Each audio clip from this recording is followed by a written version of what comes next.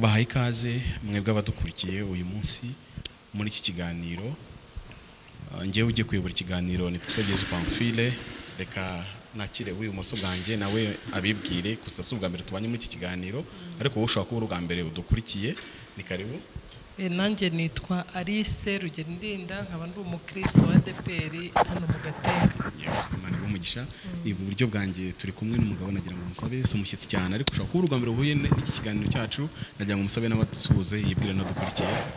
Murakoze cyane, mazina n'ibyiringiro Samuel, ngira ngo abakurikirana ibiganiro tumaze gukora inshuro nyinshi. Murakoze. Yego, hirya ye turi kumwe n'undi mutumirwa nawe twagira ngo tumusabe adusuhuze yibwire no dukurikiye. Murakoze cyane, amazina yanjye nitwa Bava Claude, ndi umukristo wo mu itorero rya ADEPR Igikondo. Yego, Imana ibahe umugisha. Nagira ngo manze nsenge twinginga Imana ibane natwe muri kino kiganiro. Mana, mu izina rya Yesu ndagushimiye kuko ngiye kwemera ko uyu munsi twicara kuri no pano turi abantu bane. Warakoze ko tugirira icyizere, ndakwinginze ngo nitubuze umwuka wawe wera. Ndabizi umwuka wawe wera anyinjiyemo yampindura uko narindi, warunzi mu buryo bumeze gutya akambona mu bundi buryo bumeze gutya, nibyo natekerezaga bigahinduka nkagira gutekereza kwa Kristo. Nakwinginze rero umwuka wera tubeho cyane muri kino kiganiro, ufashe twige wari bube muri kiganiro, abari kubanga bw'ibyuma ndetse n'udukurikiye. Bisabye Imana mu izina rya Yesu, amen. Tugarutse ku munsi wa gatatu cyangwa se ku nshuro ya gatatu tuganira ku nyigisho zishingiye ku gakiza k'ubuntu, cyangwa se ku nyigisho cyangwa ku ijambo rikunze gukoreshwa n'abantu benshi bivuga ngo inyigisho z'ubuntu. Mu gice cya mbere n'icya kabiri twaganiriye ubuntu bwari bwo, ubuntu budukiza n'iki. Kutaradukurikiye ushobora kugikurikira kuri YouTube channel ya ADEPR Gatenga, cyangwa se ukajya kuri Zaburi nshya. Izo nyigisho ziriho, tuzikora buri wa gatatu. Ya gatatu ibiri ishize ubwo kiriho, wabara ku wa gatatu washize no ku wa gatatu wobanjirije, niho izo session za mbere ebyiri ziri. Twabonye ko nta kintu twakora ngo dutungane mu maso y'Imana cyangwa Imana itwemere kivuye mu mirimo itegetswe n'amategeko cyangwa mu muhate wose twabigiramo, ko dutsindishizwa n'ubuntu bwo kwizera tubeshejwe n'igitambo cya Kristo Golgotha. Hanyuma tubona ko kandi iyo umuntu hari intambwe ya mbere yo gutsindishizwa n'ubuntu. Aba twabanye muri ibyo biganiro baraza kunyunganira ningiraho nibeshya. Tubona ko umuntu atsindishizwa kubw'igitambo cya Kristo, hanyuma hagakurikiraho icyo kwezwa, kubaho mu buzima bwo kwezwa. Tubona ko nkuko Paulo byandikiye Tito by'umwihariko ndetse n'izindi nyandiko nyinshi yagiye abivugaho, tubona ko ubwo buntu bwabonetse buduhindukira umwigisha. Kigiye twakoresheje ko duhindukira mwarimu rwose bukakwigisha ugafata amasomo kugira ngo budutoze kubaha Imana muri ubwo buzima bwo gukizwa, kugira ngo tuzagere mu bwiza cyangwa se tuzagere mu bugingo buhoraho. Uyu munsi turi bwibande cyane kuri ku gice cya gatatu kivuga ngo ese umuntu watsindishirizwe n'ubuntu bwo kwizera, umuntu wakijijwe ashobora gutakaza agakiza akarimbuka, akava mu byizerwa akagwa akarimbuka, agacirwaho iteka ku munsi w'urubanza, nawe akazatsindwa n'urubanza kandi yarigeze kubyarwa kabiri, yarigeze kwizera Yesu Kristo umwana n'umukiza we. Ariko mbere yuko twinjira kuri iyo topic y'uyu munsi, nagira ngo maze Claude, mu biganiro byose twarikoze mu minsi yashize, Claude ntabwo twari kumwe, nagira ngo nkubaze wowe wumva ute ibi bintu by'ubuntu byigishwa, gutsindisizwa n'ubuntu bwo kwizera. Ese kuri wowe umuntu wakijijwe yakwiye kubaho gute, mbere ko twinjira ku topic ya gatatu y'uyu munsi? Murakoze cyane. Ijambo ubuntu cyangwa gutsindishirizwa n'ubuntu kubwo kwizera ni ijambo rimwe rivuga icyo umunyabyaha akorerwa kugira ngo yemererwe kuba umwana w'Imana cyangwa kwinjira mu bwami bw'Imana. Tuvuze andi magambo avuga nkacyo dukunda kuvuga nk'abakristo, harimo kuvuga ubwa kabiri. Ijambo kuvuga ubwa kabiri risobanuye ko hari ivuko rya mbere. Ivuko rya mbere Bibiliya isobanura ko ari Adamu dukomokaho twese, Bibiliya ikavuga ko yatwokoje kuba abanyabyaha. Kuba abanyabyaha muri Adamu ni ijambo risobanuye ko nta mukiranutsi n'umwe ushobora kugaragara mu maso y'Imana binyuze mu butungane bwe, kuko aho avuka n'aho akomoka bihagije ngo arimbuke nubwo yaba yagerageje gukora neza. Imana rero iturarikira kuvuka ubwa kabiri binyuze muri Kristo. Ubuntu ni uburyo Imana yateguye bwo kudukiza binyuze mu mwana wayo, akaza gukora ibintu bibiri. Icya mbere, yaje kwishyiraho ibyaha byacu. Icya kabiri, yaje kuduha gukiranuka kwe kuko nta cyaha yigeze akora. Ibyo bikaba bibaye ubuntu. Mvuze ku cyo kwishyiraho ibyaha byacu, biravuga ngo Imana yabumbiye abantu bose mu bugome kugira ngo ibone uko ibabarira abantu bose. Abantu bose ni abanyabyaha. Niyo mpamvu binyuze muri Kristo yagombaga kwishyiraho icyaha cya mwene muntu, akagihanirwa mu cyimbo cy'umunyabyaha wari kuzahanwa n'Imana. Ijambo rya kabiri nuko Imana yafashe gukiranuka kwa Kristo. Kristo ni Imana. Kristo yujuje ibyangombwa byose byo kuba Imana. Nta cyaha kimubamo, ntigeze akora icyaha nubwo yishyizeho ibyaha byacu. Yarababajwe ariko ntiyakora icyaha. Imana ifata uko gukiranuka kuzuye, kutagira inenge, kutagira ikizinga, ikakwambika umunyabyaha wemeye. Biravuga ngo uwo mwuka naza azatsinda ab'isi abemeza iby'icyaha. Kuvuga ngo intambwe ya mbere nuko umunyabyaha agomba kwemera ko ari umunyabyaha, nta nicyo yakora ngo ashyikire ubwiza bw'Imana. Ibyo nabyo bikorwa n'Umwuka Wera, si amagambo gusa.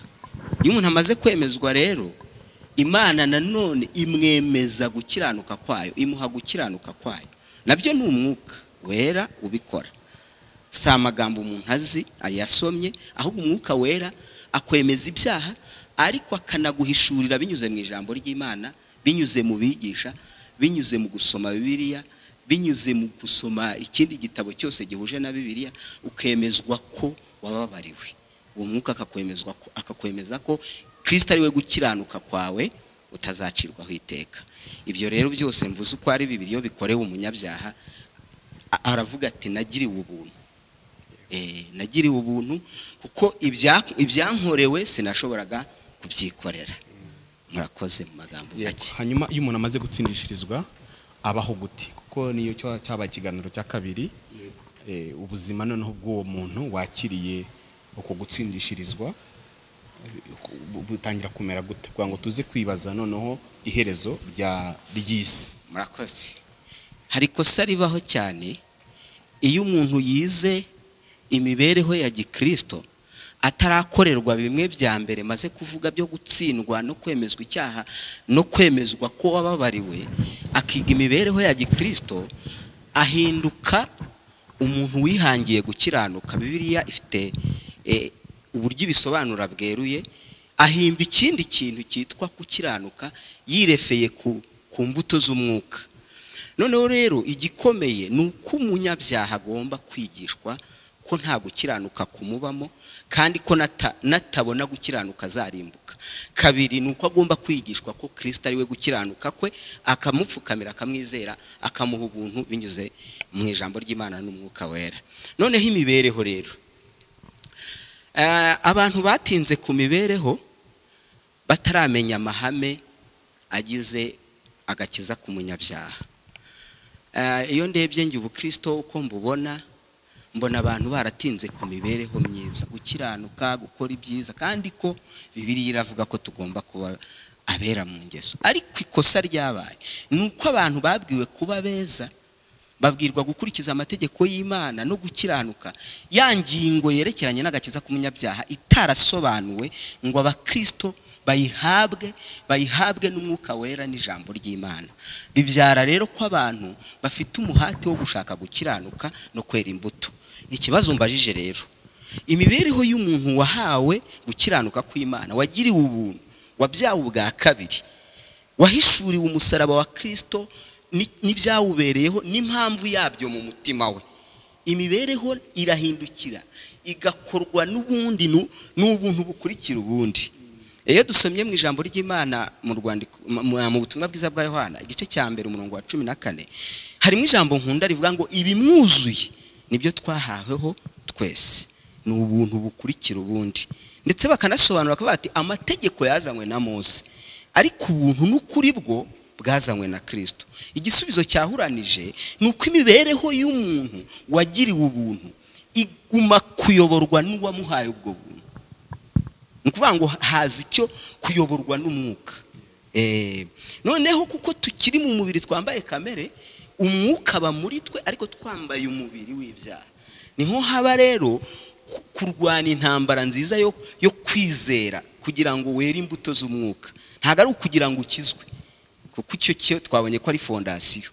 Ntago umuntu wakijijwe yongera gusaba gukizwa, ntago umuntu wavutse ubwa kabiri yongera gusaba kuvuka. Ariko hari imibereho ya gikristo igomba kuba mu buzima bwe bijyanye no kumvira, kuko namwe murabizi no mu buzima busanzwe abana tubyara bitwa bacu duhuje ADN, ariko hari icyo tubatoza kumvira, kandi iyo batumviye barahanwa. Ariko ntabwo yasano dufitanye nabo ikurwaho nuko hari igihe gishize wenda umuntu afite intege nke, umwana afite intege nke, ntabwo yasana ivaho. Ahubwo hari igihano cy'abana. Ubwo rero imibereho ya gikristo ni ngombwa, ariko ntiyigishwe umuntu utaravuka ubwa kabiri, ntiyigishwe umuntu utaramenya ibijyanye n'ingingo yerekeranye n'agakiza k'umunyabyaha, kuko ibyo bibyara ikindi kintu, ni nabyo bibyara ubukristo bw'amategeko. Ubwo rero ngi imibereho ya gikristo nemera ko umuntu wabyawe n'Imana. Hari ijambo nkunda cyane Yakobo yanditse mu gice cya 2, yavuze ijambo rikomeye, aravuga ngo nyereka kwizera kwawe kutagira imirimo, nanjye nkwereke kwizera kugaragazwa n'imirimo. Ariko twagera mu Baroma igice cya 4, Paulo akavuga ati ntabwo imirimo itsindishiriza umuntu. Abo bantu iyo urebye bombi wagira ngo bari guhangana, wagira ngo ibintu bari kuvuga si bimwe, ariko ni bimwe. Nubwo umuntu adashobora kwera imbuto biturutse kubwe kumuhatiwe, ariko nemera ko wagiriwe ubuntu bw'Imana bumwigisha kubaho imibereho yejejwe. Yes. Yego. Hanyuma hari ibintu uvuze numva binteye gutekereza ku ni ikintu kiri hanze y'ikiganiro twa dufite, ariko ntari busimbuke. Icyaha cy'inkomoko kuri wowe ni iki? Murakoze. Ndakoresha ijambo ry'Imana kuko hari igihe umbaza ikibazo bitewe n'icyo wewe ndawusobanukiwe cyangwa icyo ushaka kuvuga. Bibiliya iravuga ngo twese twacumuriye muri Adamu, bituma Imana idukiza haje Adamu wa kabiri. Nukuvuga ngo niyo mpamvu habaho ivuka. N'umwana wese indivuyemo, umwana upfuye akiri uruhinja, abo bose bararemeka kuko bakira abadamu. Icyo kibazo umbajije nicyo nakubwiye cy'ijambo ry'Imana, ntabwo ndi bwinjire muri deep yacyo, ahubwo icyo mpamya ni iki. Imana niba ifite umugambi wo guhishurira umunyabyaha ubunyacyaha bwe kugira ngo imukize, kandi akaba ariyo yatanze umwana wayo w'ikinege agapfira abari mu isi ndetse bose, harimo umwana muto ko afite nawe uruhare ku cyo Yesu yakoze, binyuze mu kwizera kw'ababyeyi be, binyuze mu kuba adafite ubushobozi bwo kumenyeshwa icyaha no kumenyeshwa iby'agakiza. Aho rero ngewe ndirimise. Gusa icyo nkubushubije ni ijambo ry'Imana, nuko twese twacumuriye muri Adamu. Niba hari ubundi bumenyi ufite ku mwana muto, wabunsangiza ku ruhande rw'ikiganiro. Ariko ijambo ry'Imana riravuga ngo twese twabaye abanduye, twese ntawe ukiranuka n'umwe, ntawe ukora ibyiza imbere y'Imana. Muri Adamu egare mu kurimbuka, muri Kristo Yesu Adamu wa kabiri egare mu gukiza umunyabyaha. Urakoze. Yego, urakoze. Gusa abadukurikiye barabyumva kuko mu uburyo wasobanuye ibyo nibyo bitumye numvishe ko bise birema ikibazo kivuga ngo inda zivamo kuko aba ari umuntu. Ese abana b'impinja bo bari hehe? Ese birashoboka ko njyewe nakwizerera umwana wanjye? Bitumye numva ibaye indi topic ndende ishaka kuza kudeva ikiganiro. Reka tuzayiganireho ubutaha. Yes. Kuko numvishe ni ikintu kinini. Abana b'impinja bapfa batarabwirizwa ubutumwa bwiza. Akabo kajya hehe niba dusanze nta gukiranuka kw'abantu kudashoboka, niba dusanze nyine twese Imana araduteruka dukubita mu gatebo kamwe kadamu muri ubwo buryo. Hanyuma reka tugere kuri topic y'uyu munsi. Uyu muntu wakiriye watsindishijwe n'umuntu kubo kwizera, uwo muntu tubwiye ngo ntabaho mu mategeko y'amadini, ntabaho mu gakiza k'amadini, sinzi niba ari uko mbyumvishe. Ibyo nibyo uvuze wowe. Yego, ahubwo atangira kubaho ayoborwa n'umwuka wera, atayoborwa n'amategeko, atorwa n'iki sinzi ukuntu abivuze. Noneho uwo muntu wakijijwe gutyo,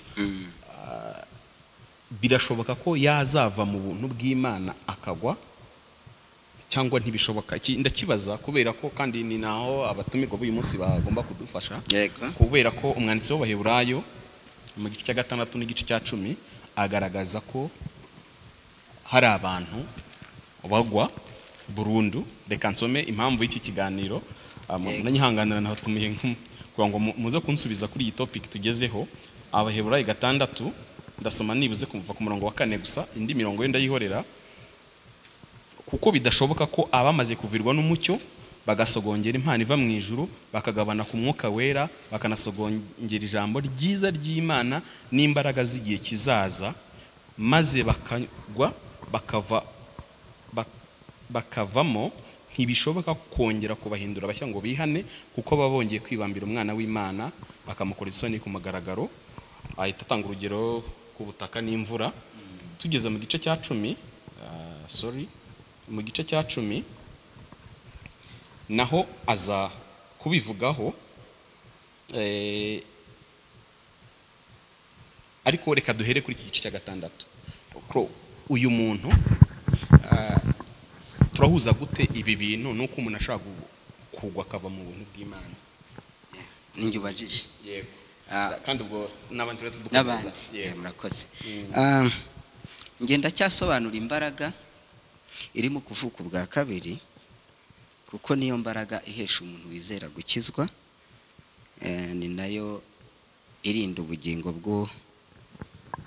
bw'uwo yayihaye.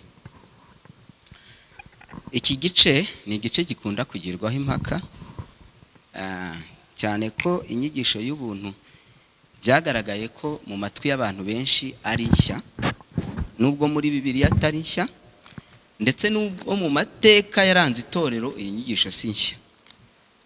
Mfite ibihamya, mfite igitabo cy'umugenzi mu rugo kinyereka iyi nyigisho neza. Umuntu ushaka kumenya iby'ubuntu akagisoma, ashobora n'ibibazo bishobora kugabanuka bitatewe nuko babigushubije, cyane ko hari ibibazo bidasubizwa n'umuntu, ahubwo bigasubizwa n'umwuka wera n'inzara y'umuntu ushaka gusubizwa. Iki gice rero urakoze kukiduha kuko ndagikunda cyane, ndagikunda kugisoma, kandi ndagikunda iyo umuntu akizanye ari mu ruhande rugaragaza ko, ariko ntaranakivugaho. Pamfile ukizanye, ese wowe uri mu ruhande rw'abavuga ko umuntu ashobora gutakaza agakiza? Uduhaye igice, ariko imbere y'abatwumva wowe uri mu ruhande rw'abavuga ko agatakaza, kugira ngo mbone kugira icyo mvuga. Njyewe ndi hano nk'uwatumije abantu kwa ngo kuri iki kintu, ndi hano nk'umunyamakuru, ntabwo ndi hano nk'uri butange igitekerezo, ahubwo niba bikiraho reka duhite dusoma n'Abaheburayo 10 tubitwarire rimwe. Yego. Twe kwirengagiza guteranira hamwe ku murongo wa 25, ariko reka dusoma wa 26. Iyo nkuru yose kuva kuri 19 ivuga ibintu bimwe. Reka mere kuri 26 ngo nihute.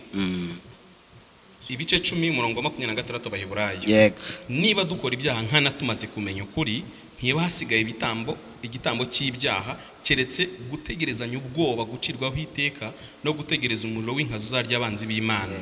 Wasuzuguye amategeko ya Mose ko atababarirwaga ahubwo bakamwica abagabo be cyangwa batatu bamushinje nkanswe. Ukandagiye umwana w'Imana agakerensa amaraso y'isezerano yamwejeje agahemura umwuka utanga ubuntu, ntimugira ngo azaba akwiriye igihano gikabije cyane kuruta ibindi. yego ninge wari wabajije ndakomeza. murakoze.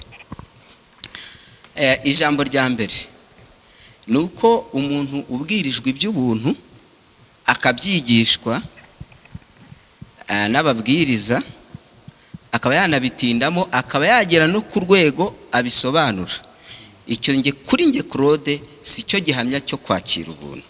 Nkuko nabisobanuye kuva kare, ubuntu ni amagambo umuntu abwirizwa akayakira, ariko igihamya cy'uko umuntu avutse ubwa kabiri ni uburyo ayo magambo ashyira mu bikorwa mu mutima w'umunyabyaha, mbega Imana igashyira mu bikorwa ikarema. Kuko hari ingorane ikunda kubaho mu bantu bavuga ubu buntu, kumenya gusobanura iby'ubuntu, kumenya gutondeka amahame yabyo ntabwo ari cyo kimenyetso cy'uko wagiriwe ubuntu. Harimo indi mbaraga. Hari abo muranyibutsa amasomo kubera umwanya muto dufite sindi buyajyemo. Hari aho Yesu yabwiye abayuda bamwizeye, arababwira ngo namwe muzamenya ukuri kandi ukuri niko kuzababatura. Ese barebana uko bari bamwizeye kuki yavuze icyo? Kubatuka ni imbaraga y'Imana. Bene data badukurikiye, ntabwo amagambo tuvuga, muzasoma igitabo cy'umugenzi harimo ba magambo abo ntabwo Bibiliya bagaragaza nk'abakristo. Harimo ba nta bwenge, bose ubuntu babuvugaga ukumva burasobanutse nk'ubwo mu Kristo avuga. Icyabatandukanije ni imbaraga y'ubuntu bw'Imana n'umwuka wera kuko ntabwo dushyira ijambo ry'Imana mu bikorwa, ahubwo ijambo ry'Imana niryo ridushyira mu bikorwa rikaturema. Noneho rero iki gice uvuze Paulo yandikiye Abaheburayo ni igice kigaragaza ko ibyo Paulo yari yarabwiye Abaheburayo nkuko turagisoma rwose muragerageza kurebamo cyane. Icyo Paulo yari yarabwirije Abaheburayo ubwe yamenyaga ko kitarare mu buzima muri bo. Rwose nimukurikirana muhereye hejuru ku murongo wa 11 aravuga ngo tumufiteho byinshi byo kuvugwa mu gice cya 5 murongo wa 11 kandi biruhije gusobanurwa kuko mwabaye ibihuri ngo kandi nubwo mwari mukwiriye kuba bigisha ubu kuko mumaze igihe kirekire mwiga, dore musigaye mukwiriye kongera kwigishwa namwe ibyishingiro rya mbere ry'ibyavuzwe n'Imana, kandi mwahindutse abakwiriye kuramizwa amata aho kugaburirwa ibyo kurya bikomeye, kuko unywa amata aba ataraca akenge mu ijambo ryo gukiranuka.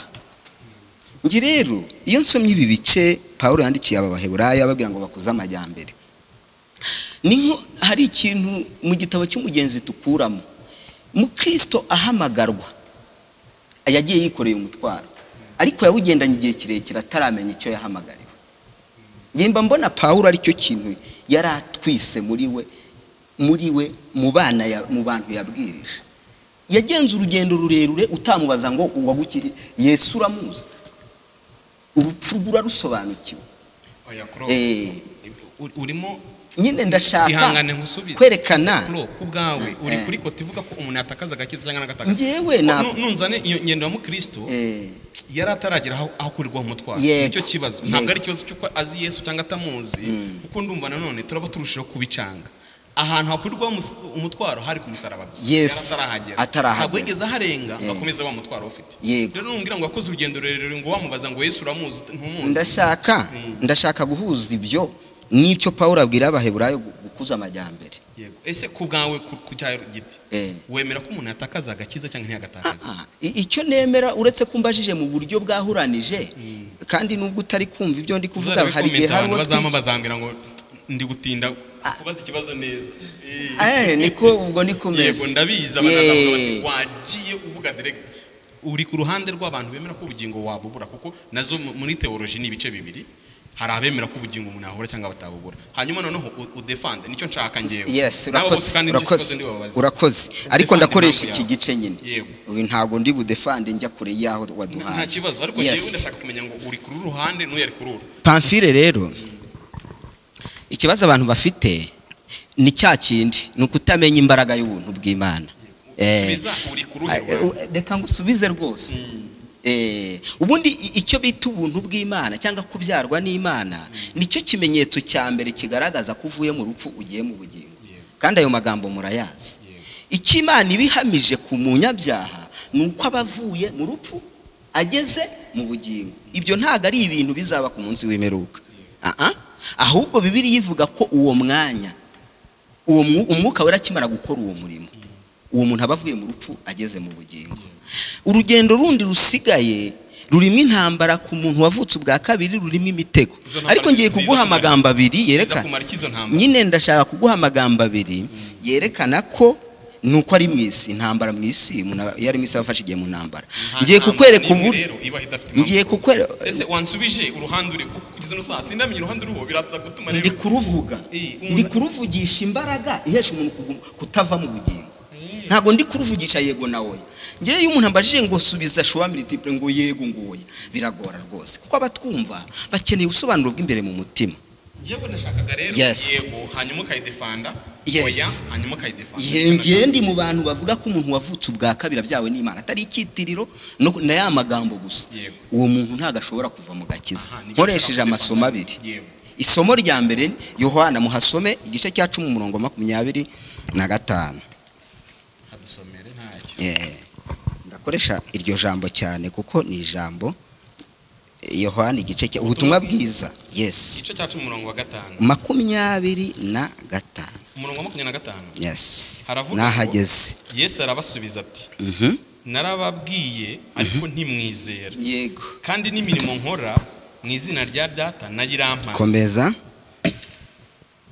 Ariko ntimwizera kuko mutarabo mu ntama zanjye. Yego. Intama zanjye zumva ijwi ryanjye nanjye ndazizi kandi zirankurikira. Nziha ubugingo buhoraho kandi ntizizarimbuka na hato iteka ryose, kandi ntawe uzazivuvunura mu kuboko kwanjye. Niyo warekeraho wenda ibindi mwaza kubisoma. Yesu atangira impamvu mvuze ngo ndi mu bavuga ko uwakiriye Yesu by'ukuri na Yesu ni umuhamiriza akoresheje ibyanditswe byera. Aya ni amasezerano y'izahabu dufite muri Bibiliya atwereka ko tudakwiye gutekereza ko tuzarimbuka. Yesu rero yabwiye abayuda ntibamwizera, ababwira ko n'igitumye kwizera byanga nuko batarabo mu ntama ze. Atangira avuga ijambo rimwe, intama zanjye cyambere ziranze. Uwo muntu w'intama y'Imana abazi Yesu, abazi n'ijwi rye, yamubwiye ngo ibyaha byawe urabibabariwe. Yego, kandi kurikira ni ibintu bijyana. Ntabwo intama y'Imana yabura gukurikira umwungeri wayo, niko yanatangiye abivuga. Icya gatatu, aziha ubugingo buhoraho. Ibyo arabivuze. Iyo tuvuze ubugingo buhoraho ntago tuba tuvuze ibintu by'agateganyo. Iryo jambo rirumvikana. Ikintu cy'agateganyo ni ikintu umuntu ahabwa ariko hagateganywa ko ashobora kuzitwara nabi kubwe, icyo kintu akagitakaza. Aziha ubugingo buhoraho. Ikindi avuze ngira ngo ni icya kane, aravuze ngo nta wabasha kuzivuvunura mu biganza bye. Ni Yesu uri kubivuga, ntago ari koroti. Noneho akurikizaho n'ijambo ati nge na Data turi umwe. Mvuga ngo insurance intama ifite muri Kristo Yesu ni ukurindwa. Murakoze, urahagije ntavuze byinshi ko turi benshi kandi dukwiye kuvuga. Mama Alice, wowe uri kube ruhande. Claude azanyemo iri jambo. Ngiye mfite ikibazo nabajije dushingiye ku rwandiko wandikiye Abaheburayo n'ubwo kugeza no saa nta buremeza uwo ari we, kuko bose bakimujya w'impaka. Bamwe bati ni Barinaba, abandi ngo ni Paulo, abandi ngo ni na Apolo. Wowe ku bwawe urabanza usubize uri kuri ruhande rwo umuntu ashobora umuntu wakijijwe wakire Kristo nk'amwe n'umukiza we ya ubugingo wabutakaza akazaribuka ku munsi w'urubanza, kuko Bibiliya ntitinda kuvuga ko cyangwa ntitinya kuvuga ko abantu bose bazahagarara imbere y'intebe y'imanza. Salomo yandika mu Bwiriza igice cya 12 abivuga mu murongo wa muhera, aravuga ngo abantu bose bazahagarara imbere y'intebe y'imanza, imirimo yose abantu bakoze yaba myiza cyangwa mibi. Ku bwawe uri kurero. Murakoze. Ngemba ku ruhande rw'abantu bajya babona ko umuntu ashobora gutakaza agakiza aramutse atabihagazemo neza. Ndifashisha Bibiliya hari aho igivuga ngo kandi nuhagaze yirinda atagwa. Igice cya mbere twavuze cyo ntabwo ndi bukigarukeho, ubuntu narabusobanukiwe. Iki kiganiro cyatumye numva sobanukira urukundo rw'Imana ku rwego rurenze, sobanukirwa umurimo Kristo yakoze, sobanukirwa imbaraga z'ubuntu no kuzisobanukirwa. Ariko tugeze hahandi uko umuntu none umaze kwakira ubuntu akwiriye kubaho, nasanze ari ibindi bindi. Noneho ubwo reka nsubize direct muri icyo kibazo warumbajije. Jewe nemera yuko umuntu wakijijwe aramutse atabaye maso ashobora gutakaza agakiza. Yakunze kwifashisha igitabo cy'umugenzi. Igitabo cy'umugenzi yavuze ngo niho usobanukirwa ubuntu neza. Hari ahantu mu Kristo yageze ngo amujyana ahantu yagombaga guhabwa amasomo azamufasha mu rugendo rwose rujya mu ijuru, aho bita ngo ni kwa musobanuzi. Aho hantu narahakunze cyane. Ageze kwa musobanuzi ngo ari ahantu yasanze umuntu ngufungiye mu kazitiro ngo wihebye cyane. None ngo ukunda aramujyana amugati genda ubaze uriya muntu uko byamugendekeye. Aho hantu ndashaka ko tuhasobanukirwa kuko igitabo cy'umugenzi naragisomye ndanagikunda. Baramugati genda ubaze uriya mugabo ati ko mbona wijimye. Aramugatuba impamvu mbona nijimye, nigeze gukizwa sobanukirwa ubuntu bw'Imana, ndangije ndarangara ndongera nibambira Yesu ku musaraba. None igihe ngezemo ni hahandi noneho ntagifite ibyiringiro by'ubugingo kubera yuko nahemuye Kristo. Narahemutse nkora ibyangwa n'Imana ngera ku rwego ntakiyumvamo n'imbabazi z'Imana. Icyo gitabo rero iyo ngisomye nk'igitabo nemera nk'imfashanyigisho nubwo atari Bibiliya, ako twemera ko umuntu wacyanditse yarayobowe n'Umwuka Wera. Ndahagera nkavuga ni burya se birashoboka ko umuntu wari waramenye Imana agasobanukirwa ubuntu bw'Imana agasogongera, birashoboka ko yagwa kugeza ku rwego atacyumva n'imbabazi z'Imana. Urwo ni urugero rero genge nemera yuko umuntu wari waramenye Imana bishoboka ko yananirwa kurinda iby'Imana. Umurimo Kristo yakoze we yarawurangije pe. Twageze ku musaraba twakira agakiza, ariko habamo umurimo wo kurinda. Kandi wenda navuze mu gitabo cy'umugenzi, hari naho njya soma mu byahishuwe ahavuga ngo nukwibuka aho wavuye ukagwa wihane. Birashoboka ko umuntu ajya ahubuka pe, yari yaramenye iby'Imana ariko igihe kikagera ibuka aho wavuye ukagwa noneho wihane wongera ukora imirimo nk'iya mbere. Bijya bishoboka ko umuntu yagwa pe. Ku ruhande rwanjye ndabyemera, kuramutse utabaye maso nuko wirinde, nuhagaze yirinda atagwa. Nukuvuga ko umuntu ashobora kuba yagwa akaba yatakaza iby'ubugingo. Uwo ni njyewe niko mbyumva. Murakoze. Kuko bivuze mu camakera ko hari n'abandi kandi turakomeje. Dr. Noe tugezeho, ariko kandi uraza kumpuriza iyo myizerere yawe n'uriya murongo dusomye muri Yohana 10:27 hanini. Hanyuma kandi nawe uraza kunsobanurira ubutegura ukuntu uri bunsubize. Yego, ukuntu uri bunsubize umuntu ukijijwe ajya mu ntambara. Izo ntambara abarwana nande, ni yihe nyungu y'uwamwatatse? Wamwatatse bagambiriye iki? Yego. Sawa. Dr. Noe ngezeho. Murakoze cyane, najya nshimire Claude, nshimire na Mama Alice namwese kuri ku buryo mwagiye mubivuga. Erega buri jambo ry'Imana ni rimwe, ahubwo uburyo turisobanura nibyo bishobora gufata umwe bikamugwisha ijya n'undi bikamugwisha ijya, ariko finaroma hakaza kuza igisubizo kimwe. Rero ngiye guhuza ibi kandi mbishyire mu murongo neza. Hari ikintu cyitwa ni doctrine yitwa, abantu bavuga ngo dukunda gukoresha amagambo y'Icyongereza n'Igifaransa ariko biradufasha gusobanura. Ni doctrine ni inyigisho yitwa internal security. Ni kuvuga ngo no kugira security interne ihoraho. Abandi kugira umutekano, umutekano w'ubugingo. Intano biva kuri nyine kuri iri interne. Hanyuma ni nacyo mu Gifaransa bita ngo ni assurance d'issar. Aho niho hazamo izi discussion ebyiri. Bamwe bati nta assurance d'issar ibaho, agakiza igihe cyose bagatakaza, cyangwa nta bwishingizi, nta mutekano. Franco bakoresha assurance ariko mu Cyongereza bakoresha security. Ariko byose bikaza kuri umutekano n'ubwishingizi. Hakaza bamwe bavuga ngo izi nigisho ndende cyane bamwe bakavuga ngo umwana w'Imana wese uri mu gakiza akwiye kugira ino internal security. Reka ndashaka kuyamuzi tuze kubyumvikana neza ngo mbabwire nihe bimwe bipfira nihe ibindi bikirira ni gute twabigenza. Now iyo bajya kuyikora bahera kuri cyanditswe no muri cyaga cy'ubuntu bw'Imana, kuko Imana yakunze ari musi cyane byatumye itangwa y'umukinege ngira ngo twarabiganiye cyagiye tuvuga gakiza kugira ngo umwizero wese atarimbuka ahubwo ahabwe ubugingo buhoraho. Mu gitwa ngo ahubwo ahabwe ubugingo buhoraho witavuga ngo uwize Kristo uwo mwanya internal security arayifite, afite ubwo bw'ubugingo buhoraho, ariko si n'ubwishingizi umutekano, afite ubwo budahangarwa bw'ubugingo buhoraho. Abandi akazi doctrine ivuga ngo ya ushobora no kuyibamo waramwaje bamaze kumwizera byagera hagati ukabivamo cyangwa agira hagati ukagwa none utirero ku ruhande rwawe niko bamaze kubona kwakira undi Yesu hari uruhare rwawe ukwiye gukora. Ngizi rero parte ebyiri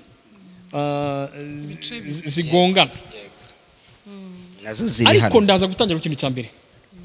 Ubundi umutekano n'ubwishingizi bw'agakiza turabyemereye kubigira yego cyane, ahubwo uri mu gakiza udafite internal security, udafite assurance disa, udafite umutekano w'agakiza nta nicyo wabugakoramo. Rero kugira umutekano mu gakiza n'ubwishingizi bwo mu gakiza byo ndabyemeje 100%, ndetse no nakwiki n'indimo turimba zihamya ibyo byiringiro. Mu ijuru n'igihugu cyacu cyuzuyemo amahoro mugina hawo ubugi. Ni murebe indirimbo ziko zira ndirimbo za kantike nagwa z'abanyarwanda ndetse gusa ni indirimbo bafashe z'ibihugu byinshi barimo za Babrigram n'ibindi bitandukanye. Nk'umuntu ngo ngende umukristo nzahora ndewe mu bintu byose kurinda.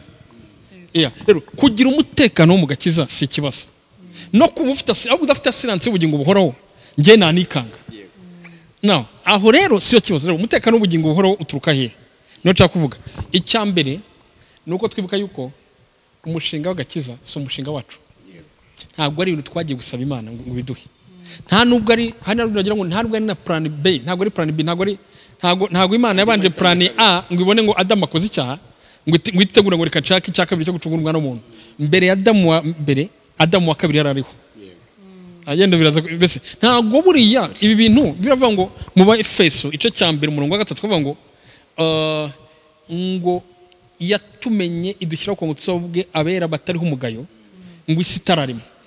Mbese hari ibintu nakoze even isi projet dore umutekano uturuka nuko projet y'agakiza si ikintu si giwa gitangije, ahubwo n'ahandi Imana investa ibintu byayo ikembesa Imana Yesu n'umwuka wera bakaba ku murimo nuko bakorera agakiza.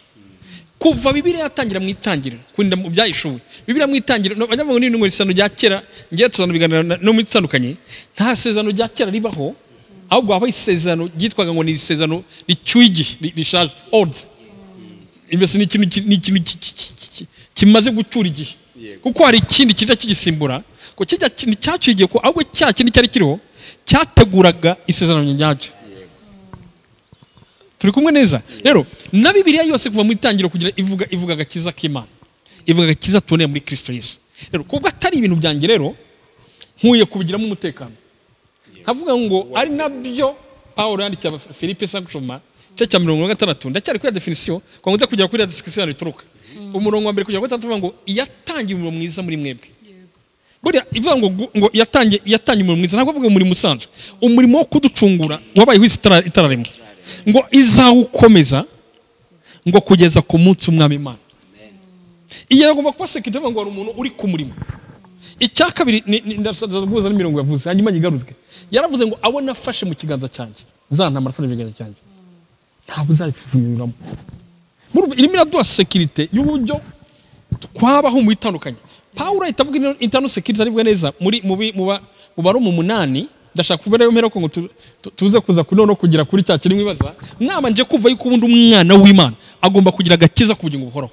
Ahubwo twajya tujya kurimba zandimbo tukabiyomya cyane mu ijuru n'igihugu cyacu cyiza Imana izahanagura amarira. None se ko umuntu yapfukijwe ko tujya ku kiro tukabyina tukemeza yuko abana b'Imana bataha sinzi impamvu ahubwo twatagombye kutagira none nabwo ariko icyo gitandukanye cyaje ngo agakiza karakwa sindahagira ndacyari kuri cya kinano Rwanda kibaza ngo ubyiringiro by'ubugingo ikinyarwanda kivuze umutekano ibintu bese ikintu kikwereka ko mu bugingo bikatubwira ngo yatanje umurimo mwiza muri twebwe izakomeza kugira ku mwami w'umwami abo nafashe mu kiganza cyane ntawe uzapfunyiramo ahubwo twagomba kuba dufite icyizere ngiyewe simba muri kagaza ngo simbizi niba nzajyayo aya nzajyayo mugabo witwa Kigabo uherutse gupfa mukozi w'Imana Dr. Kigabo takibagirwa yavuze ijambo ryiza muzabona statement yavuze ngo nzajya mu ijuru ngo ko ngituma njyayo ndagifite amen. In fact that's icyo ni cyo itano security ugomba kugira nitume ahubwo ibi byatuma uziko biriva ngo abo bose bapfuye bakizera batarabwa ibyasezanijwe ngo ariko ajya bireba kure icyo gibantu baga Kristo wari kuza ngo bakavuga ngo turabakitse nabimukira dukenewe no muri no ngo twebwe twamaze turi abana b'ubugingo amen.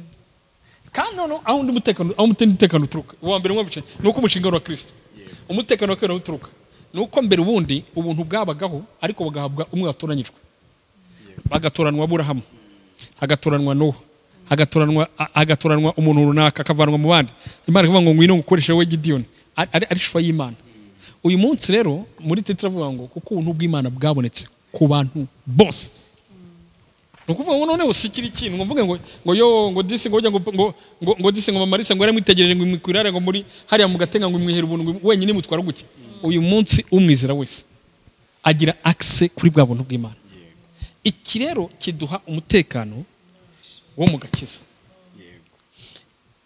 rero iki rero cyagomba kuba imbaraga none ugeze ku cyakibazo ribaza ngo ese umuntu yabivamo yagwa sono terimo akoresheje ikibazo ni iki umuntu yagwa akava mu byakagakiza cyangwa ntiyagwa yazatsindwa ku rubanza yazarimbuka umuntu wakijijwe ubugingo buhoraho nyuma akabutakaza ugishakira imvugo umuntu yahabwa ubugingo manze mugishakira imvugo hanyuma ngisobanure neza oya umuntu wa umwana w'Imana reka nkoresha iryo jambo kuko ndibira ko ari ryo turi bwumvikaneho yagwa akarimbuka cyangwa byararangiye kuba uri umwana w'Imana bingana nuko n'ubugingo buhoraho byararangiye uzabona no kuzajya mu ijuru ku munsi w'urubanza kuko nibaza iki nakigendeye kuri aya magambo wanditse Abahebura yavuze uyu muntu yaravuze ngo ntibishoka kongera kwihana uyu muntu wari yasobanuye muri buriya buryo mu gice cya 6 ndetse no mu gice cya 10 yasobanuye aba yongeye kwibambira umwami wamenye ibintu by'Imana reka nsome amagambo ya Bibiliya mutsomere bibiri mwande mu definition cyo dushaka tuganira turi mu kiganiro amagambo yanjye hanyuma tugisubize mu rwandiko rw'Abaheburayo igice cya 6 kuva ku murongo wa 4 kuko hejuru avuga ngo Abaheburayo y'intangizwa gukuza amajyambere ku murongo wa 4 aravuga ngo aravuga ngo kuko bidashoka ko bamaze kuvirwa n'umucyo bagasogongera impano iva mu ijuru impamvu y'iki kintu reka manze nyisobanure nayo Dr. kuki nashatse kwino topic rero tuganigiraho iri jambo ngo bagasogongera impano iva mu ijuru ni naryo jambo yakoresheje mu gice cya 2 cy'Abaheburayo avuga ko Yesu adusogongereye ku rupfu iri jambo gusogongera rero ntimuryumve nko gusomaho mu Kinyarwanda oya ahubwo nukunywa ugahaga kuko niryo jambo akoresha ni jambo ry'ikigereki rikoreshwa hano muri bayi kigereki bakoresheje hano njewe nihangana yisomye muri bayi kigereki reka nkivuge gutya bakoresheje ijambo donc guhaga kuko Yesu niwe yadusogongere ku rupfu mu gice cya 2 niko yavuze umwanditsi w'Abaheburayo Yesu yadusogongere ku rupfu kugira ngo abe imfura muri bene se benshi Yesu niwe yarasogongeye ku rupfu ubwo dutekereze ko urupfu rwa Yesu tuze kurwumva se barayasomyeho avama aragenda oya ahubwo rwamuranye iminsi 3 yarapfuye byo gupfa nicyo kibazo njye nagize kuri iri jambo ntabwo yasogongeye byo gusomaho yarasogongeye aranywa arahaga yego aka kantu muze kukumva ko impamvu n'insista hano ari iki bagasogongera impano iva mu ijuru bakanagabana ku mwuka wera mwungire niba abantu bataraba abana b'Imana bakanasogongera ijambo ryiza ry'Imana n'imbaraga z'igihe kizaza yego maze bakagwa bakavamo ndibwira ko mwumvisha hano bumva yego kandi icyamumagara ku gice cya mbere ariko udukurikiza ari ku murongo wa mbere muri iki gice cya 6 azabyumva no wacyumvishe nabisobanukiwe Yego. ikibazo n'ukubaza ngo umuntu ashaka kugwa akabivamo yarageze muri bino bintu byose bikomeye gutya reka bisobanure gutya kugwa akabivamo mwibuke ko ibintu byose mu Mana nubwo idukora ibintu ku buntu ariko haba ikintu cyitwa shwa amahitamo yacu uyu ni umuntu urakurikiye neza wihitiyemo yego sibyo nubu ariko se muri Rwanda mbere ko pastor babaye abashe yego akabazo kuri ubu se nkwereka umuntu ushobora kubona amafaranga none aha nuko kuri yaraza akakuvira rero uyu muntu hari ukuri yaraza yaragusobanukira kumenya yego none uyu muntu we mu mahitamo ye kuko uyu agiye uyu kwizera kuza kwizera na mahitamo yagize ndagaruka ibintu bibiri ushobora kura umuntu mu gakiza bibiri ushobora gutuma icya mbere kukavamo ubundi ntitwarewe kukavamo kubera internal security yego nimukajye munarota ko muzakavamo yego muri projet ugira yego ntukagire projet yo kuzava kuri Yesu icyo cyo rwose ibyo umunze none rero hari ngiye kwereka ubwoko bw'abantu babiri bashobora kuyivamo ku mpamvu za mbese mane magambo yo ntiyabituvanamo na Satani yazanga twiba mukagira Imana ndabigarukaho reka baze vuga izo mpamvu ebyiri njyewe sinaremewe kuyivamo naremewe kuzahabwa ubugingo buhoraho yego naho haraza ku ibintu bibiri rero bikomeye ahubwo bituvanamo ibyo dukwiye kwirinda umwanditsi w'Abaheburayo ndahera kuri cyambere avuze aravuga ngo uyu muntu azi ukuri kose yego uyu sinjije yego uyu ni nkangiri gusobanura ibyo bwa cyangaha umuntu akamereza amafaranga ahita mu Abrahamu batemera ko na Kristo yabaye nkajya kwiyakana izina rya Kristo kuruma crusade niba munyamukurikira ama crusade y'Abayisilamu bakora dufite abakozi Imana bavuga ngo ngewe nari narayobye akazamura amaboko himuti cyatse najya kubashe uyu rero nta icyo avuga ngo uyu rwose uyu kwangwa zabigarukemo kuko uyu nguyu we yabisemo yabyisha birego niyo mvuga ngo adashobora kongera kugaruka yego uwo ni uwa mbere urakurikiye neza uyu rero ntimuze kubihuza ngo muve muri ya internal security ngo mubihindure yuko ahubwo uyu nguyu yazize yahisemo amahitamo mabi uwo ni uwa mbere niyo mpamvu ngo babivamo of course babivamo yego nanjye ibyo ndabihamye babivamo noze kujya umugendo ariko se uyu munsi sibyo uyu munsi wo gukora igikorwa nkabyihakana cyatse nakindura Imana kandi waramenye ibi bintu byose kumenyerega ndagusabya buretse manzi ndangize hano ndabanza ndaje ko mutaza ntange ibintu byanjye mu buryo busobanutse yego uzasoma mwese bankurikiye bazari igitabo cyitwa God General cy'abantu bari b'Imana bakomeye amahirwe mu Rwanda narayihabonye birahari ndagifite yego cyitwa God General abajenerali b'Imana n'abagabo bahinduraga imijyi bwacya hakaza akayoba namamarize ibirore ya ADEPR aragifite cy'ikinyarwanda akahita ajya mu kindi nibo baburana warakoze Imana buze umwuka we ega ngavuze ngo aba n'abantu bazi ibintu bikomeye nicyo cyane ntego aba rero nagira ngo iyo context imwe tuyite ngo bo bakagwa bakabivamo yego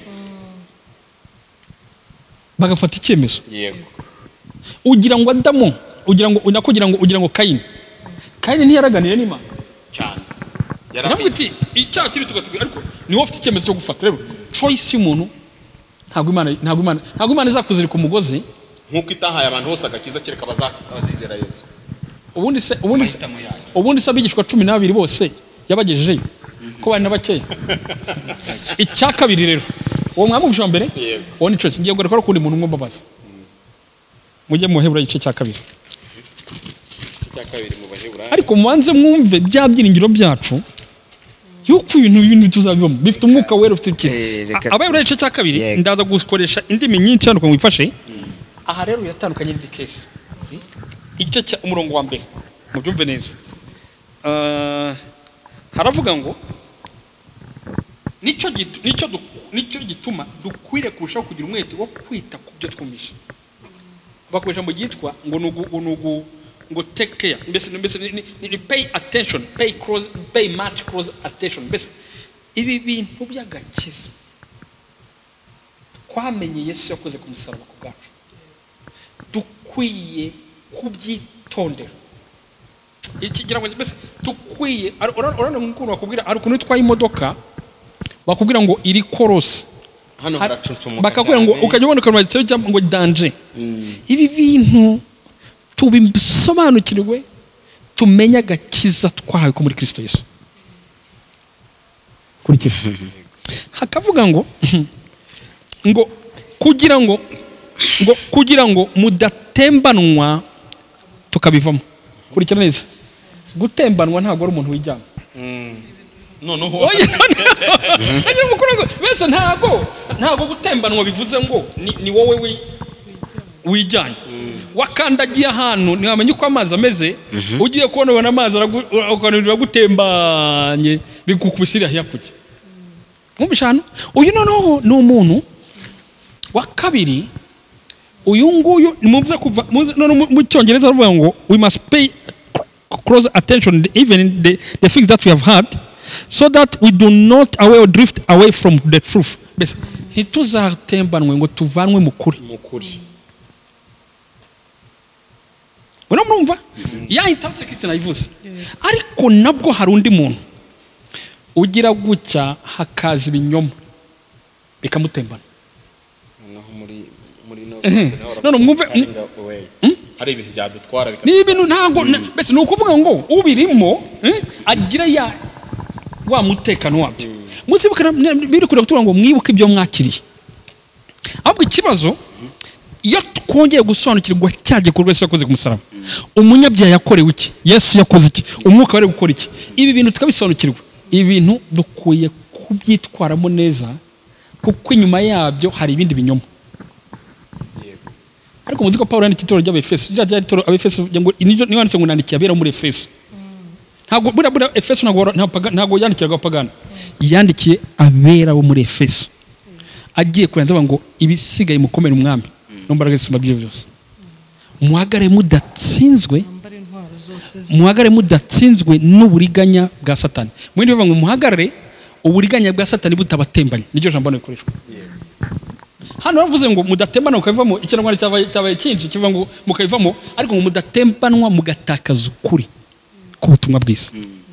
Ahubwo ndimo ndibaza rero niyo mpamvu uwa mbere wundi uriya ni muna mutinde wa mbere yawe niyo muno kugaruka ko ntabwo gushoboka. Nge sinda namubara nk'uwakijijwe. Uriya yarakijijwe. Uriya araso ahubwo ikibazo cyabaye yikoremo inyungu nuko genda kuri cyo mugese muna gusoma cyane ndakiza, ariko burangiye kubera ibyanditswe byinshi ntabwo bitabo bisoma, ariko muzasoma. Hari uwo batangiranye, hari bagiraga umwe akabati mvuye mu rugendo nyamugijya ni nasubiye inyuma. Ni kiro shavuga ngaha ntabwo ngewe uyu muntu wakijijwe agasogongera akayimenya. Nagwaye urugero uzirutse mu gitondo we kubw'inyungu zawe, umuntu akagwa deal hano ngwino ngo amafaranga wihakane Kristo. Ibyo ntago Kristo ari buze ngo gufate mu ijosi uvuge ngo winyihakane ndakwica. Oya ni yasi ese Dr. Yewende reka musobanura kuri ibyo wavuze ngo ntiyagaruka. Uriya mwana w'ikirara wese bafashe umwanzuro wo kugenda. Umwana w'ikirara ndamugarukaho. Yes, ndamugarukaho. Umwana ndamugarukaho. Ndagira mutandukanye kese ebyiri. Uriya mwana hano bavuga ngo ntashobora kugaruka ngo abijyemo. Yego. Si ukuvuga ko Imana gifite icyumba cyo kumwakira. Ahubwo nazo ngo bo biragoye biri hard ko ntishobora koze. Ariko noneho yasimutinda babarwe n'uyu noneho ukuri ko butumwa bwiza yamenye. Atamenye uburyo ashingamo ibirenge neza, ahubwo akazi izindi nyigisho zikamutembana zikamujyana. Now nk'ubu kunano uwo rero bavuga ngo aragatakaza, ahubwo bamukubitaga papa bakamutubura, bakamusigira bitari ubutumwa bwiza. Ahubwo ibyo twumva nicyo ni mwese n'abankuriye kuyo kwibaza, ubundi ibyo twumva ni bituma tusobanukirwa agakiza, cyangwa ibyo twumva ni ibindi ahubwo bidutembagaza ngo nukujyanwa ngo bavuga ngo rikambeze inyigisho ibindi bintu bitari none bavuga ngo kuri kutari ukuri kujyanwa. Kurikira ngo kuno bavuga ngo rero numva nguyu ntambikino. Mbese ubwo ijambo ryavugiwe mu kanwa k'abamarayika ryakomeye kandi ibicumuro byose no kutabyumvira bikiturwa ingaruka ibikwiriye. Hano ijambo ryavuye mu karere kabavugaga igihe cy'amategeko. Actually niba mu gihe cy'amategeko n'ubwabyo sibyo byarakomeye, kandi ibicumuro byose no kutumvira bikiturwa ingaruka ibikwiriye, twebwe tuzarukuka dute nitwirengagiza agakiza gakomeye. Actually nitwasobanukiye agakiza, njyewe agakiza nibyo navuga, njyewe uwama ngo tumara igihe twiga agakiza k'Imana niki Yesu yakuze. Hanyuma se mbigusabye kuri mikoro kurikira mbande abandi bana nahaye amatopic ariko ahubwo ngo haye satoroje. None twebweho tuzaruka dute nitwirengagiza agakiza gakomeye gacyo kabanje kuvugwa n'umwami wacu, natwe tukabyamirizwa n'abamwumvisha n'abapostozo ba mbere yavugaga. Hava ngo Imana ifatanyije guhamya ihamirisha imenyetso n'ibitangaza n'imirimo ikomeye y'uburyo bwinshi n'impano z'umwuka wera zagabwe nkuko yabishatse. Rero reka none by'abiciro biroweza kubyumva. Rero hano ni uwatembanwe kuko twumva bike tukizera bike, ibiryo byose bikadutembana, ugasanga umuntu gusa yizizaherera z'umurambararo mu gakiza. Dukeneye kugira inyigisho zituma tuba stable, kuko byo ntuzahagarika. Reka ngusome ijambo muri mu Efeso hanyuma ngusome hanyuma tegurwa no kucyari no cyane tugavuza hanyuma abandi ubworoza kumfasha barimo barabyumva bakomereza. Twabyumvise reka mfane gute Efeso uko navuga igice cya kangahe? Efeso igice cya 4. Yego Mubeneza Efeso igice cya 4 umurongo wa 11 nuko aha bamwe kuba intumwa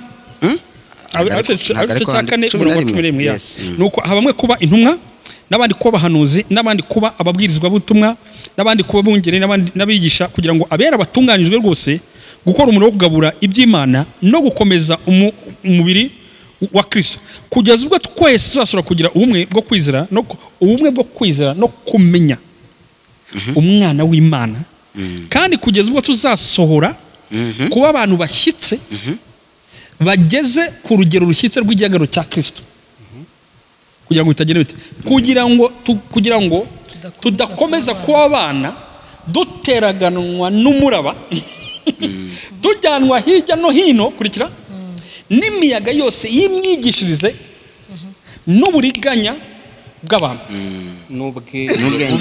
n'ubwenge bubi n'uburyo bwinshi bwo kutuyobya. Tubonye ibintu bitwara abantu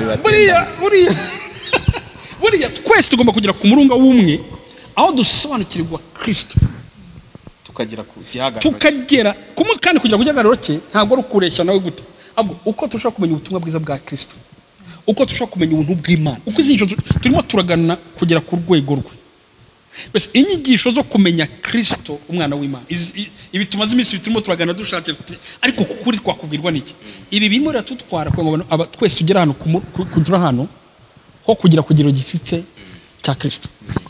Fe izava muri ni nuko tuzabivamo ibizadutemba nuko mu gihe tukira abana igihe twamenye cyose yakore ku musaraba tuzamara imyaka tuvuga ibintu kurikira nujya kumve kugira ngo tudakomeza kuba abana duteragana. Dore ikintu kiragara rero umuntu wese w'umwana ugiteragana n'inyigisho zije zose uwazatembanwa nabyo. Nyamara uyu n'umwana w'Imana avuze ntabwo ari umwana wa Adamu, kugira ngo tudakomeza kuba abana duteraganwa n'umuraba tujyanwa hirya no hino n'imiyaga yose myishise imyigishirize n'uburiganya bw'abantu n'ubwenge bubi n'uburyo bwinshi bwo kutuyobya. Nako hano mu bwenge bubi bakoresheje filosofi. Noneho rero ni ukuvuga ngo dukwiye kuba maso, twikizadufasha n'iki no gusobanukirwa Kristo icyo yakoze muri twebwe, umurimo we yakoze. Ngewe rwose iki twayisobanukirwa kirimo kiratujyana ku rugero rutuma tugumya guteraganwa n'imyigishirize, ariko muzanire twigishwa n'ibyo tubwizwa kenshi ni ibintara waba uri umuntu wigishwa arambutse agezeyo turakiriye tugize gute. Hari n'ibintu Yesu yaduhere muri Kristo Yesu tudanakene no kuvuga cyane ko mu gakiza bujya ni package ibintu byose. Rero ni ikinasonaga rero uraza ko ibintu bibiri rero by'abantu kubivamo byo navuze yuko ubundi si umugambi w'Imana, si umugambi we, sina plan kuye kugira umwana w'Imana. Tugomba kuzareba Kristo avuga ngo bakundwa turabana Imana uko Yesu nekano tuzasana. Bese abafite ibyo byiringiro bakomeze biboneza gumye kwitunganyiriza kumureba. Nico kandi ko kwiboneza naragasobanuye rwose. Kwiboneza no kuvuga ngo ntabwo ari Imana ikuboneza ahubwo none n'uwo byikora. In fact njye navuga reka mbabwize kuri reka gusore ikintu kimwe. Hano abantu navuga n'ibintu bitandukanye njye numva badiskita ngo umuntu ngo ntiyakwiyeza oya ngo umuntu wakoze ngo umuntu ngo umukristo ngo umukristo ngo akora ibyaha byari ngo atakora bite akamabwira uzi ko wamenye icyo Yesu yakoze ku musaraba ukakunda Kristo ntabwo intambara y'ibyahisubiramo uzi ko nandi gusobanukirwa umwana umwe yaje iwanjye arambwira ati ngewe nta gitabo nabisomyemo iri ni ishukirwa Imana yampaye azi iwanjye arambwira ati icyaha runaka cyarananiye ndamusengeye aratura aragenda ku munsi wa kabiri agaruka cyaha ati nongeye arambwira ati nkora iki ko numva icyaha kimbaje kuba ngikorera ku Mana aragiye aje amezi 3 arambwira ati none nakoze double yari umusore ngiye ndasenga mbabaye numva ino formule ibintu tuburana hano nibyo binantangaza numva ino formule numva ni nka formule umwuka Imana yambwiye ngo genda ubwire uwo mwana ubwire ngo hafi y'Imana ni kure y'icyaha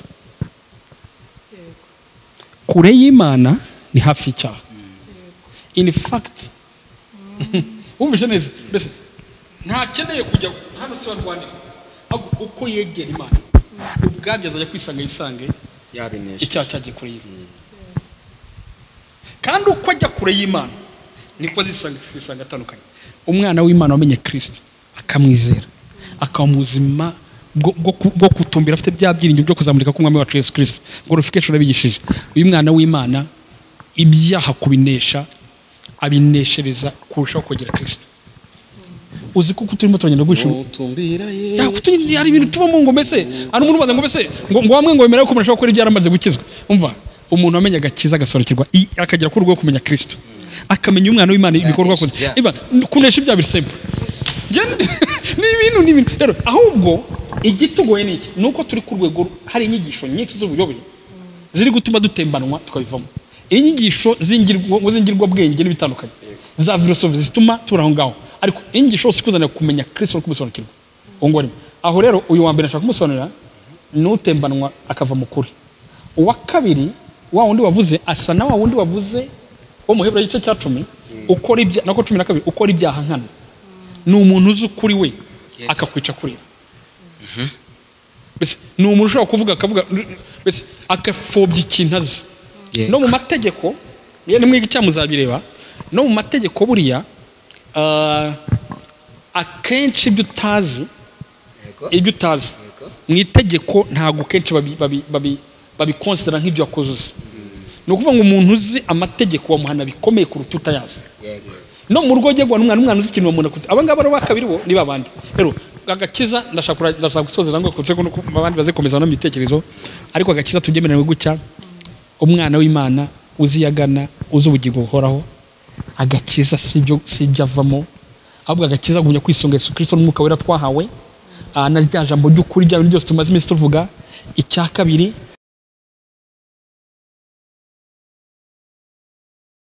agakiza kumva afite umutekano wako akagenda n'ibibyiringiro akabihamya akabivuga ati n'umwana w'Imana nzajya mu ijuru ukabihamya ukabivuga kandi ibyo bimeshwa na Kristo n'igikorwa Yesu yakoze ku musaraba ariko akazamo n'ababandi wa mbere wamaze kumenya ukuri akabivamo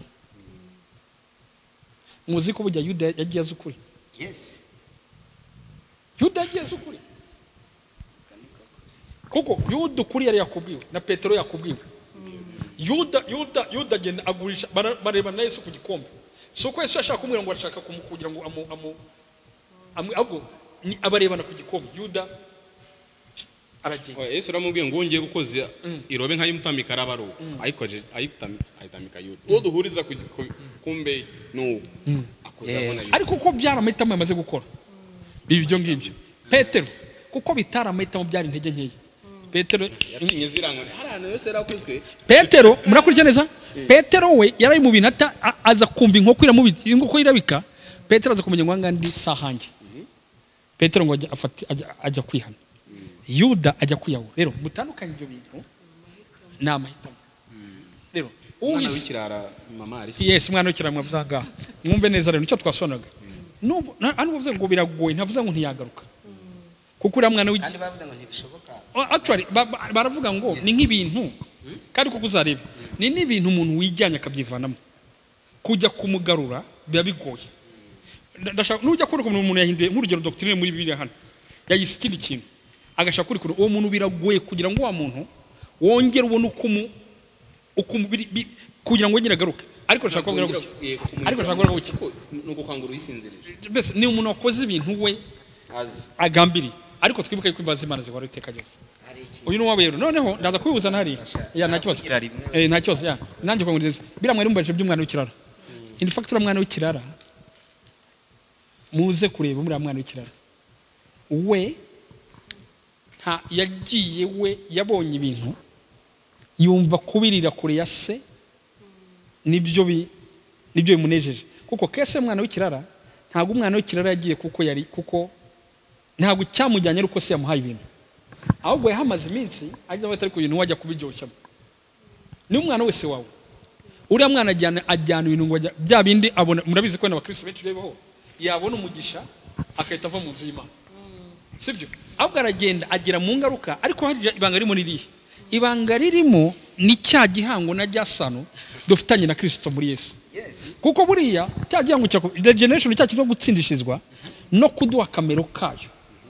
Murakukeneza urumva we yagezeyo ijambo ryamugaruye ni rimwe kwa data kuki atandukanye na bamwe bavuze nicyo cyamu uze ko adufasha ndagufasha nuriya wageze hariya nuriya wageze hariya yongera kuvuga ko kwa data kagaruka. Urumva ikibazo uriya we yabihakanye ko atari kwasi yabihakanye yuko atari kwasi ariko yemerewe. Mwumve neza ntago bivuga yuko arantu twagera. Urakurikira neza ko haza kuvuma kurikira hamwe ahantu twasomye muze gusoma. Imana niyo ivuga ngo ntibishoboka. Ntabwo umuntu ari we muri ntibishoboka ntiri mu uwo muntu ngo Imana ivuga ngo iki muri iki gice turi gusoma. Ntabwo ari Imana bivuze yo nguye wone umwanditsi w'Abaheburayo umwanditsi w'Abaheburayo yavuze mujye mumenya mujye tujya tumenya context ibintu. Umuyobozi w'Abaheburayo ni umwanditsi uri kwandika we aricaye. Reka mbasomere mumve neza. Ariko nago umwana w'ikiraro reka nkwereke musome neza. Umwanditsi w'Abaheburayo n'umwambuka cyane yavugaga we yavuze ngo n'umurongo wa kangahe wa kane cyo cya kane gatandatu kane mwumve wino umwanditsi icyo gituma dukwiriye kuba turetse gukora mu byambere bya Kristo tukigira imbere ngo tugere aho dutunganirizwa rwose. Kwe kongera gushyiraho urufatiro rwo bwa kabiri ariko kwihana imirimo ipfuye no kwizera Imana cyangwa ngo twongere kubigisha ibyo kubatizwa no kwanika ibiganza no kuzuka. Hano yavugaga spiritual growth gukura mu mwuka byapfuye n'iby'urubanza witeka icyakora Imana n'ibidukundira nta kibazo ko twakongera tukabikora. Ubwo ni urufatiro rwa mbere hanyuma kuko bidashoboka ko abamaze actually ni nko kuvuga ngo ibi bintu ntibishoboka ko abamaze kuvirwa n'umucyo bagasongongera impano iva mu ijuru bakagabana ku mwuka wera bakanasogongera ijambo ry'Imana n'imbaraga z'igihe kizaza maze bakago bakavamo ntibishobora kongera kubahindura bashya ngo bihane kuko baba bongeye kwibambira umwami Imana bakamukoza isoni ku mugaragaro. Hano yavugaga yuko uyu murimo uragoye kuba ari abantu kuba evangelize kubagarura kuri Yesu. Ntago hano havuga ngo muranguke neza ntago bavuga ngo n'Imana ntibishobora ko Imana yitababarira. Umurongo wa 7 nawo usome nawo nitagira nsobanukira ndagira ngo usone hakuno umurongo banze byumve neza. Wa 7 uri kuvuga ngo ariko banza mvanga ndashaka baretse mvanga ndacyari hano kwa byumve neza. Hano context yararimo we yavugaga yuko nta muntu kongera kubabwiriza biragoye bana. Aba bantu ngiye duhuri hariya kongera kujya kumwevangeliza hamwe na Yesu yarapfuye ku musaraba agaruka ntabwo icyo ndi kucyumva rero ntabwo ne Yesu wavuze ngo ntibishoboka ko bagaruka ahubwo twebwe kubabwiriza ntibyashoboka biragoye uko kuvumwa bagiranyije n'ubutaka bwanyu. Yes ubwo tugiye mu kindi oya ntabwo Yesu yavuze ngo ntibishoboka ko umuntu atagaruka mu gakiza. Oya ntago ariko ahubwo yavuga ngo aba bantu bafashe mahitamo. Urashaka gusomera nguye kuko dore ubutaka bwanyoye imvura yabugumyemo kenshi bukameramo imyaka igirira akamaro ababuhingirwa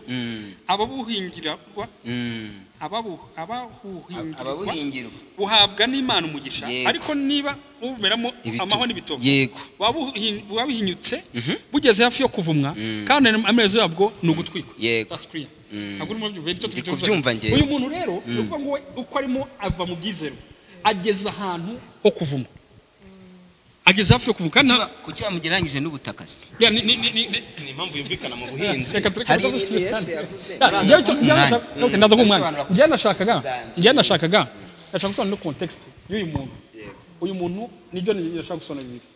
Nashaka gusobanura ko cyambere aba ni babantu atwarwa n'igisho z'inyoma n'imyishi zipfuye. Abakabi n'abantu bafata icyemezo amahitamo yawe yo kwivamo. Abangaba nabwo navuze ngo igikomeye kinakomeye bikomeye nuko abangaba bo kubagarura kongera kubigisha ngo bagarure birananiranye. Dr. Akakanda gahuza n'igihe kimwe nari muyobozi w'icyumba cy'amasengesho tugira ishukirwa rigoye umuntu kuba yaryumva rivuga ngo icyiza nuko umunyamwuka reka nkweshije ijambo umunyamwuka yagwa mu byaha akishingira agasambana akagira gute kuruta uko yaroyoba. Nicyo cyiza aho kugira ngo umunyamwuka ayobe yagwa mu byaha kuko nishingiye mwaza kumugura mu gatemwe ne data dore wishingiye nyine garuka mu itorero birumvikana. Ariko iyo yayobye abafite undi mwuka umuyobora utandukanye n'uko uyobora wowe uje kumuhugura.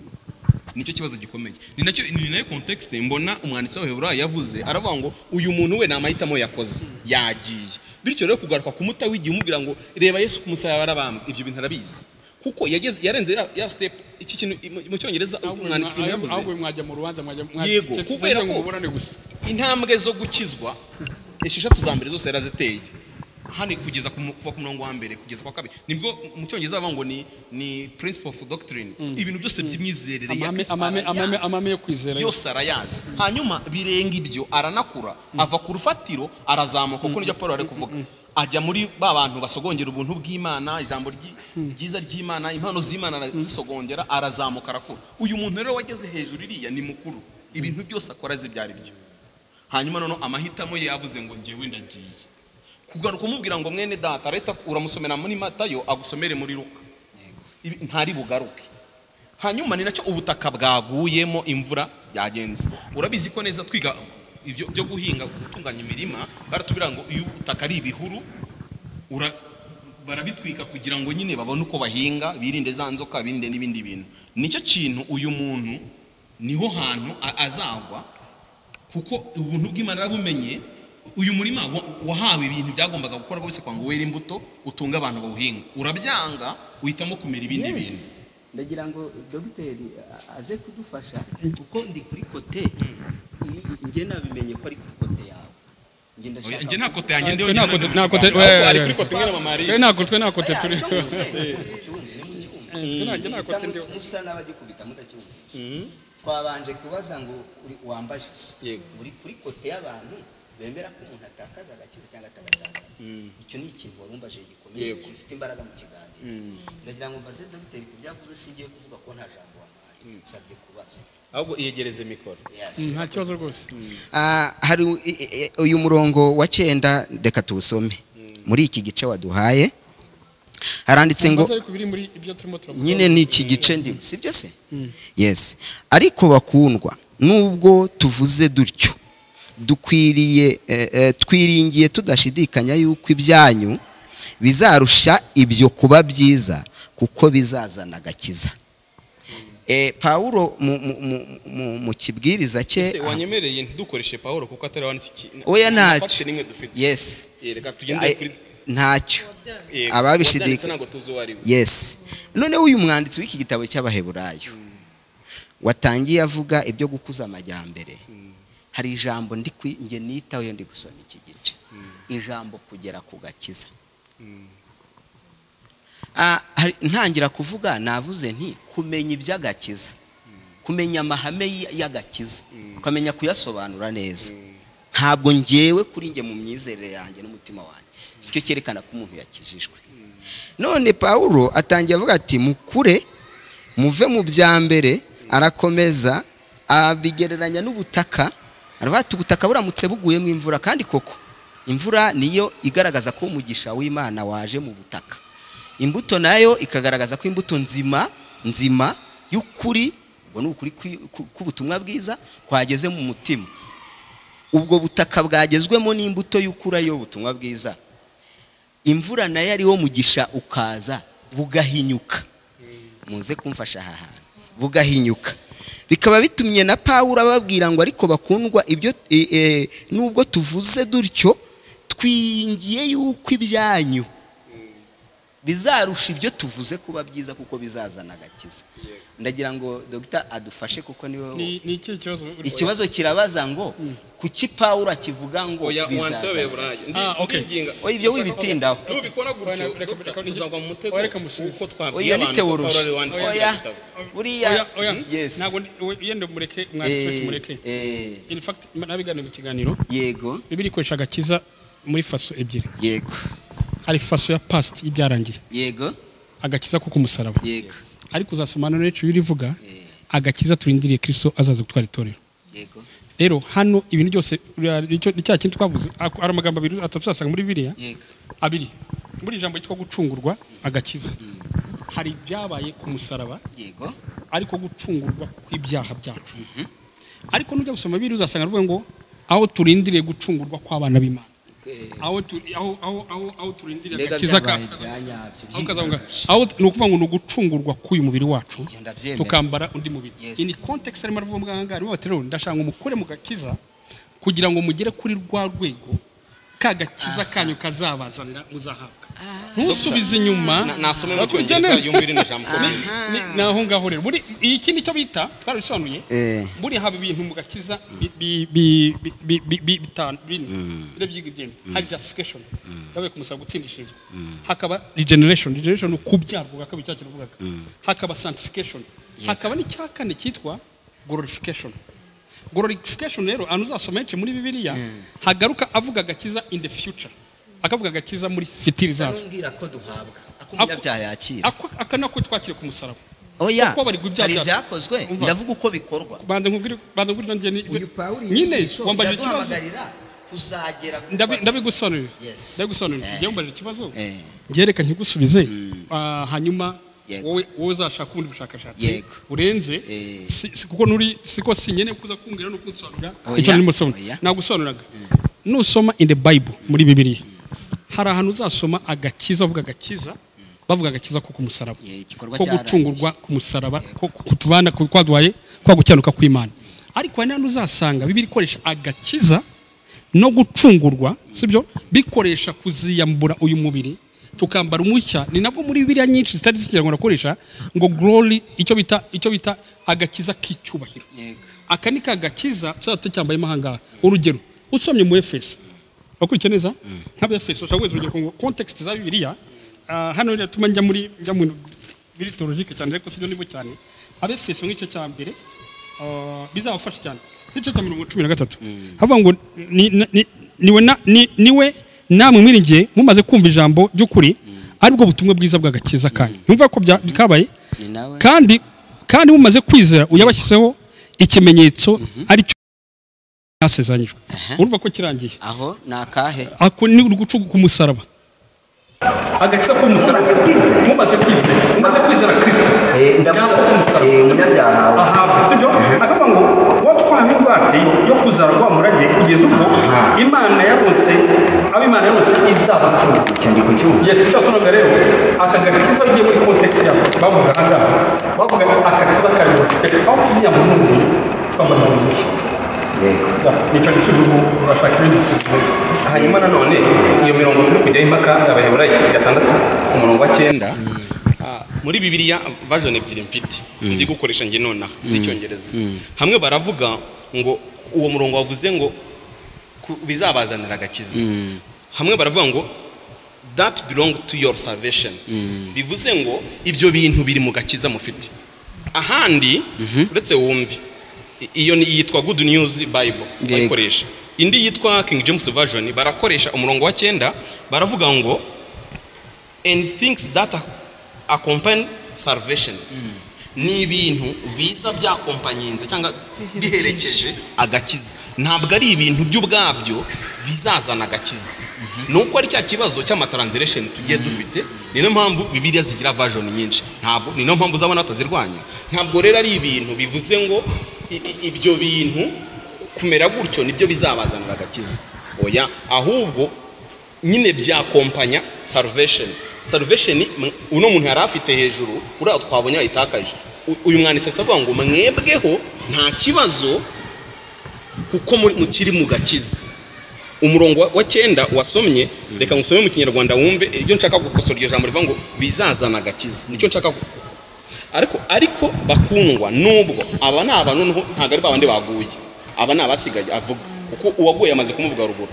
Aravuga ngo ariko bakundwa nubwo tuvuze twiringe tudashidikanya yuko ibyanyu birusha ibyo kuba byiza, bya bindi byo hejuru babandi baguye, nuko bizazana agakiza. Hanyuma mu cyo gihe twabonye ko bizana n'agakiza aho. Ariko ndumva ko mwataye ikiganiro turimo. Yego. Mwaretse ko nansubiza yenda tuzagaruke to discussing ibintu. Ariko numva mwagiye muri terme ziri. Hari icyo saba kuvuga nge kubyo wavuze. Kuko sinavuze. Kuko icyo twe twemeranyijwe n'iki. Noneho mama Alisa nsubize. Icyo twe twemeranyijwe n'iki, yenda muze kubujyamo nyuma. Gihe cyo nashaka kubisobanura ni ya internal security mu gakiza. Icyaka nashaka gusobanura ni za mpamvu zinavuze zishobora gutuma umuntu bimutembana. Noneho wareka tukavuga rero uko twumvishe cyangwa icyo tuvuga kiri kote kitandukanye n'icyo wavuze. Oya abantu usubiza ikibazo nakubajije cy'intambara zawe. Waretse nkavuga ku cyigisho ntaza kugusubiza. Ndashaka ko dusoza ikiganiro n'iminota 9 ngewe igihe nahere mbara. None ndashaka ko reka mbabwire ikintu cyiza rero umfasha. N'abadukurikiye ntibabwire. Ntabwo naje kugaragaza gusobanura amahame y'agakiza, naje kugaragaza imbaraga y'agakiza. Kuko amahame bimaze kugaragara ko kubera icurabwenge ryaje mu iyobokamana, bimaze kugaragara ko ibintu byose byakazaniye abantu umugisha wo kubona icyo Imana ishaka byahindutse impaka, rimwe na rimwe no kurushanwa ubumenyi. Mbwira n'abadukurikiye rero, iyaba koko abantu bavuga ko bakijijwe n'ubuntu bwo kwizera, barakijijwe nabwo koko, ntabwo iyobokamana ririho ariko riba riri. Ngo wambwiye ngo iyo tumaze gukizwa muri ubu buzima tujya mu ntambara. Nakubajije ikibazo kandi ntabwo nshaka kukirengaho. Kandi gusubiza kuko ndumva ikintu kijyanye n'impaka maze gutera intambwe yo kwikirira. Ntabwo nshaka ko tugonga abayobozi b'amadini nibakomeza abayobozi. Nta nubwo abamadini kandi ntabwo duhari kugira ngo twemeze abantu kujya mu madini. Abantu badukurikiye. Ikintu rero wambajije cy'intambara mu gakiza zitezwa nande? Ziza zite? Icyambere ubwami bw'Imana cyangwa se ubutumwa bwiza bwa Kristo buza mu bundi bwami. Yaravuze ngo ubwami bwanjye si ubw'isi. Abigishwa bamubajije ngo buzaza ryaravuga ati buri muri mwe. Nge icyo nemera ubwami bw'Imana iyo buje mu mutima w'umunyabyaha buba buje intambara iratangira. Noneho iyo intambara ivahe, iyo umuntu yavutse ubwa kabiri ari mu isi ntabwo ahita yivamo. Ntabwo ahita yivamo ngo ajye mu ijuru. Noneho rero ubwo bwami bwa Satani aribwo tubamo twaramaze kwizera kandi twaragize ubundi bwami muri twe, kandi ubwami bufite uko buyobora nuko butwara. Yego. Haza intambara y'umukristo izanwe nande? Izanwe na Satani. Agambiriye iki? Agambiriye gutesha agaciro, kuko Satani we na Yesu yaramurwanyije aramubwira ngo azamutega ikindi gihe. Nubwo yanatsinzwe ararwana, nubwo atatsinda ariko n'umurwana, nubwo atari umuneshi. Icyo mvuga ntago ndi gusobanura icyo Satani agambiriye kuko icyo kirazwi. Nyine nicyo nshaka kumenya. Nukubuza abantu kwinjira mu bwami bw'Imana. Yes. Kandi noneho aremye intambara ku bantu bamaze kubwinjira. Yego. Kucyo yibaremye nicyo kibazo ngiye mfite. Nagishubije. Nuko bafite ubundi bwami butandukanye n'ubwo afite. Kandi bamaze kubugeramo nicyo kintu wavuze. Ndi kugusobanurira. Ubwami bw'Imana twakira. Tugakira tubahe tuba mwisi. Kandi Yesu yavuze ngo niko wavuze ngo buri muri mwe hano mwisi. None Satani abahe aba mwisi. Urakoze cyane. Utiri umbaza rero nk'umuntu ushaka gukora challenge y'impaka, nukuvuga ngo niba ubwami bwaje mu bundi. Nyumva neza rwose kandi kintu kubwira uri. Nukuri ndacyumva koro. Niba ubwami bwaje mu bundi, deje intambara yatangiye. Noneho ngewe ndabyemera gutyo intambara yatangiye. Hanyuma ushoje iyo ntambara. Yego. Agambiriye iki? Reka ngurugere ku ntunge byumva unyumve. Sinzi wenda abantu bihangane ko ndifuza ko tuva muri confusion. Yego. Ubu nonaha umuntu uri mu gihugu runaka aramutse remye undi mutwe urwanya ubutegetsi buri muri icyo gihugu. Reka tutegeze ko itorero rimeze ni umutwe urwanya ubutegetsi bw'icyo gihugu barimo. Ba nyiri igihugu reka dutekereze gutyo baza kurwanya wa mutwe kugira ngo babaca intege cyangwa babice babarangize nyine ibyo bashaka ntibazabigereho. Yesu yavuze ijambo kugira ngo nkigusubize ngo itorero ryanjye ryubatse ku rutare, naho amarembo y'ikuzimu yahaguruka ntabwo azarishobora rwose. Pamfiri nyobowe n'umwuka wera atari impaka. Umuntu wese wubatswe kuri Kristo byanyabyo rwose, umwuka wera ari we wabikoze, ntabwo azava kuri Kristo. Urubanza rw'iteka rurindiriye bande? Rurindiriye abatizera. Kubera iki kandi rumaze gucika? Ni ukubera ko iyo ubutumwa bwiza buje turi kujyana, ubundi urubanza iyo ubutumwa bwiza buje ku munyabyaha, nicyo pasiteri yakunze kuvuga, haza amahitamo. Umuntu arabyumva, burya kumva ni kimwe no kwakira ni ikindi. Umuntu arabyumva, kandi kubera ko tumaze gutera imbere mu bintu by'iyobokamana, umuntu akayoboka akaba yaba umubwiriza wabyo, kuko ni n'ibisirimu na kamere irabikunda kuba mu bintu byiza. Noneho rero igituma abantu benshi cyane bitwa ngo bavuye mu gakiza nuko bajya kuba muri ibyo bintu bakabibamo, nkuko biri bivuga ni ukwishushanya.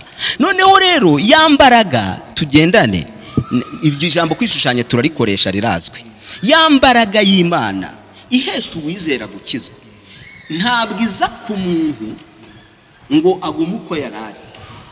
Ni musoma cya gitabo cy'umugenzi mama akunda gusoma, magambo yari umuntu uvuga ubuntu, nta bwenge yavugaga ubuntu. Ariko icyaje kubatandukanya n'uwitwa mu Kristo na mwizerwa nuko bo bari baranyuze ku irembo rirasukirwaho, bakira icy'Imana.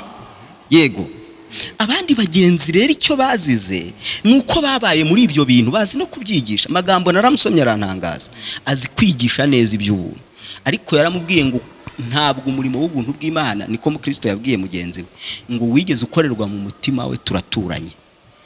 Abo rero nge nabahuza n'icyo pasiteri yavuze, kuvuga iby'ubuntu no kubyigisha cyangwa kuvuga iby'iyobokamana, ntabwo Bibiliya ivuga ko ariko kwakira ubuntu bw'Imana.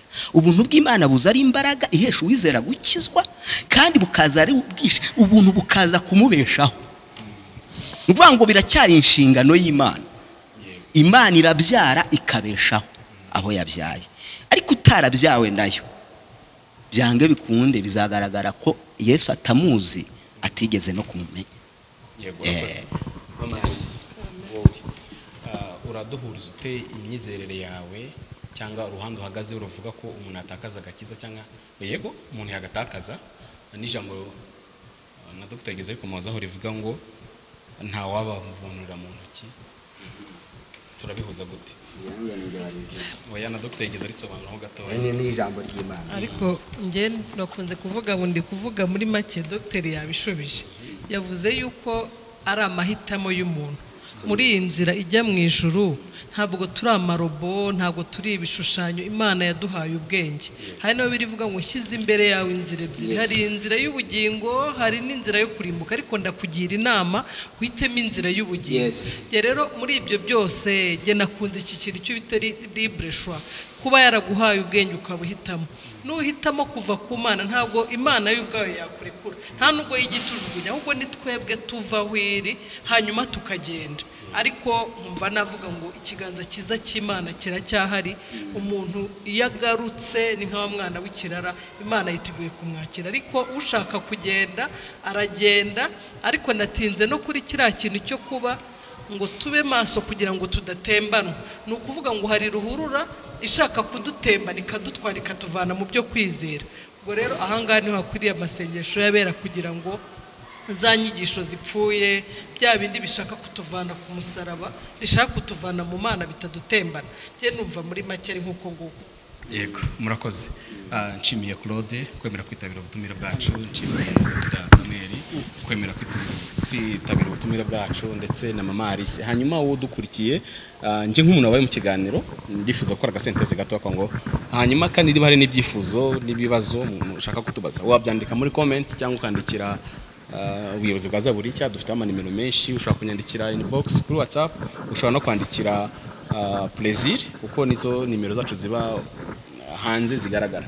Tumaze kubona ko ntabwo twaremwe cyangwa agakiza ni karemwe kugira ngo tukavemo, karemwe kugira ngo tukagume mu byiteka. Niyo silence Yesu yaduhaye. Ariko kandi Yesu baravuga ngo ndi inzira. Kandi kuri iyi nzira ni nabwo agatabo k'umugenzi kakagarutso kenshi kuko gafasha abakristo benshi nubwo kadasimbura Bibiliya, ni nkuko mu bitabo by'amategeko haba bitabo byinshi ariko bidasimbura itegeko nshinga. Nabwo umugenzi arota inzira. Hari ibintu bikomeye numvishe kuri iyi nzira. Iyi nzira mu Kristo yari arimo yari ishamikiye izindi nzira hirya no hino, no mpamvu agenda agabona abantu benshi bari muri iyi nzira, ariko kandi bayitangiye neza ngo hari ahantu abonye ibihanga byinshi by'abantu, hari abantu bagiye kwa gihanda bwihebe.